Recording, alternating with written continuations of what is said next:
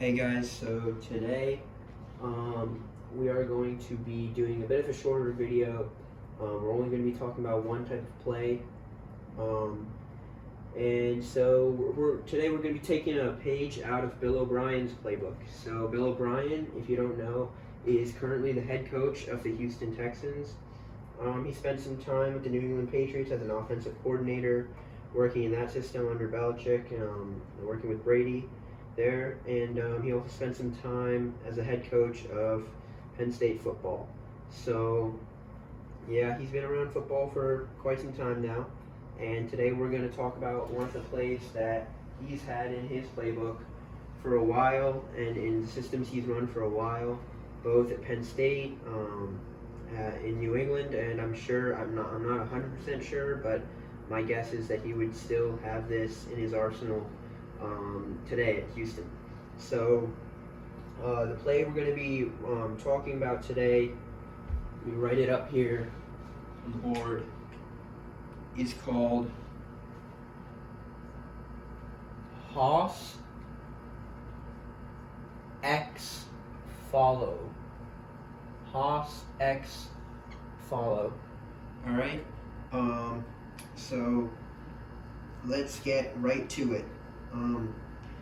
So first things first, to understand this play, you're going to have to understand that each word in a play call usually means something. And in Bill O'Brien's system, routes are words. Routes are words in his system. So right off the bat here, we have Hoss as the first word, right? The first part of this play call. Hoss in his system is a two-man route concept. So it's a two-man route concept.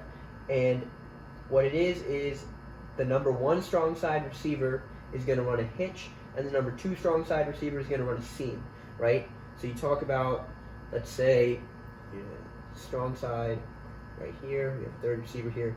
This is number one because you count from the outside in. So this is 1, 2, 3. Just a quick refresher there. He is going to run quick hitch. All right. And the number two receiver is going to run a seam. Okay? So it's going to be a hitch seam concept on the number one and number two.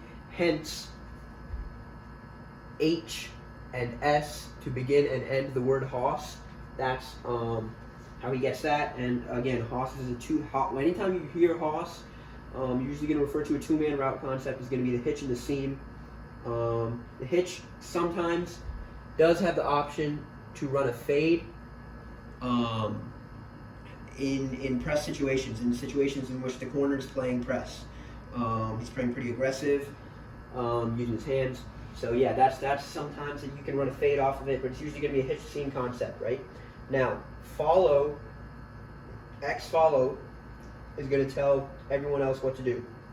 Now here we're only talking about routes. I'm not really going to talk about protection, but and let me just get this out there before I go any further with this video. This is not going to be exactly favorable against man. It's going to be more conducive to when the defense is running a zone coverage scheme. But yeah, I just want to throw that out there. And in general, the quarterback, tip number two, the quarterback is also going to be reading, or he's going to be making his progression reads from vertical to lower routes. So what that means is from either left to right or right to left, he's going to be reading higher routes that are coming up here, and then he's going to progress the the more shallow routes. So you might read the seam if he's reading on the right side. Let's say he's looking this way first, right? He's probably going to read the seam first, and then he's going to read the hitch. Okay? Because he's reading vertical, he's reading high to low. Okay?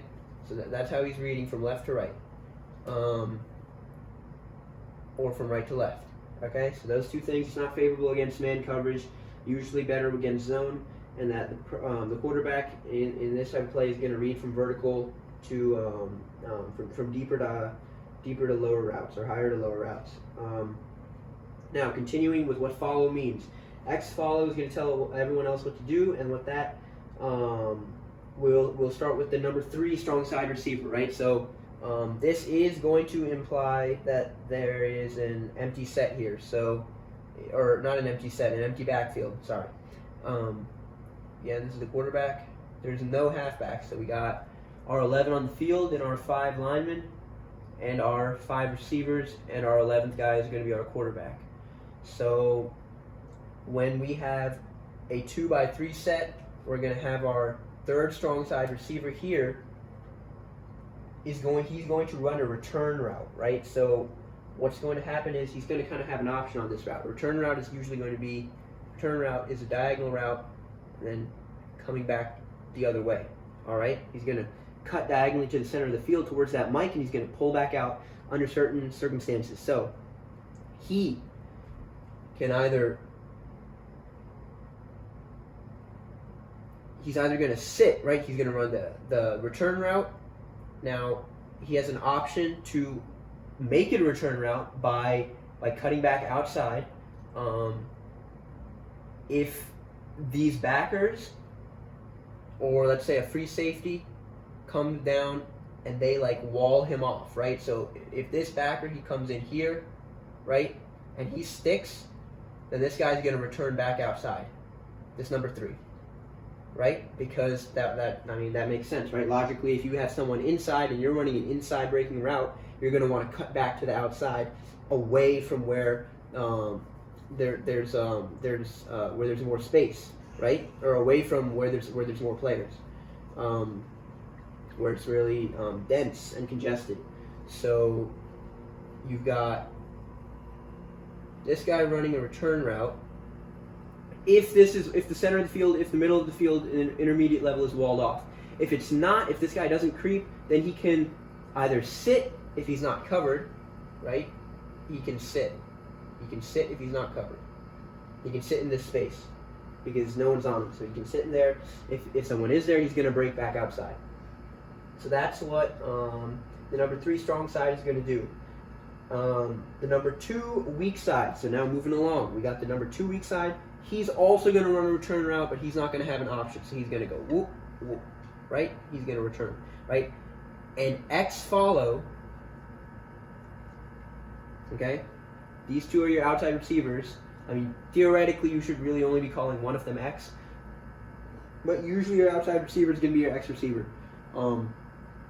So it makes sense when you have X follow, this guy's kind of going towards where the X was, right? He's following where the X was, this number 3 strong side. Again, here on this side, if your outside receiver is the X, right? This number 2 strong side, he's following where the X was, right? And it's very interesting how this all kind of comes full circle. You got, if you refer to these as your 2 X receivers on both sides, this guy, because this is your strong side, is actually going to go towards the true X receiver. So he's also going to kind of, I guess, even though it's a bit of a stretch, you could say he's following the true X, right? And you'll see right here, because this number 1 weak side receiver, I don't know if you guys can see that, but I labeled this guy number 1 weak side. He's going to be running a 9 to 12 yard in cut. It's going to kind of be a rolled in cut. So it's going to be like this. Okay? So 9 to 12 yards. And it's going to be rolled, right? And he's, again, like I said, he's going to be following the X. Or he's going to at least be going towards where the X was, to that side of the field, right?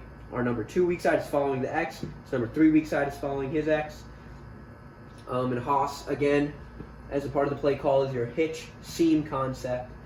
And that's basically all it is. Again, the quarterback's going to read from high to low routes. That's how he's going to make his progressions. And it's generally this Haas X follow play is not really conducive against man. It's better against zone, because you got people running in and out. So he's like, real quick, I don't want to make the video too long, but if the mic comes in and this is his zone, he sits in this hook zone, then, I mean, it makes it easy for the number 3 receiver, strong side receiver, to make a decision, right? Because all he has to do is read the mic. If the mic walls him off inside, he's going back out. If he doesn't sit in the zone, then he's going inside. So understanding if the defense is playing a zone coverage, and if they are, makes it a lot easier for our receivers and for the offense to kind of operate. But that's basically how you play this play. What this play means and how you're going to run it.